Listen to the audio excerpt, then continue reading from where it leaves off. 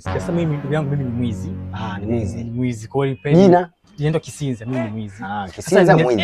Okay. Nimepita pale kwako, umefungwa, afu nataka nikuibie, umeona? Ile leo sijatembea nyundo nimeshinda kufungua. Wiki iliyopita niliibua friji, ni wewe? Friji hapana, sio mimi niliiba TV. Sio wewe? Niliibua friji ndugu yangu. TV ndo nilichukua mimi. Mimi niliibua friji lile. Wewe ulichukua TV ukaachaga friji. Friji niliacha. Kumbe ni wewe ulichukua TV. Ile 64.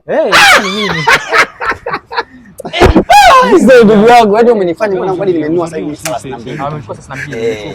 Sasa shida. Ndio hivyo sasa nilikuwa nataka kumsaidia ufungue sababu pale umefunga sasa. Ulikuwa umenivizia mimi ninapoondoka uibe.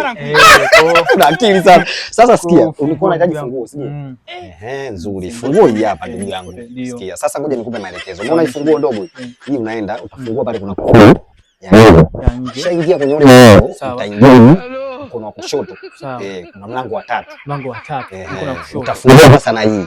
Ukishafungua sasa gesi ipo kwa upande. Yaani ukishaingia tu hivi ndani kwa hapa ukiangalia kuna gesi. Kuna gesi. Na mimi ndo na shida na gesi. Sawa basi ndugu yangu. Hongera sana. Haina kazi vizuri. Haina shida ndugu yangu, noma. Sasa sikia samani. Sikia pale chini ya gesi pale kuna 50,000. Ukishaiba gesi utafanya na usafiri.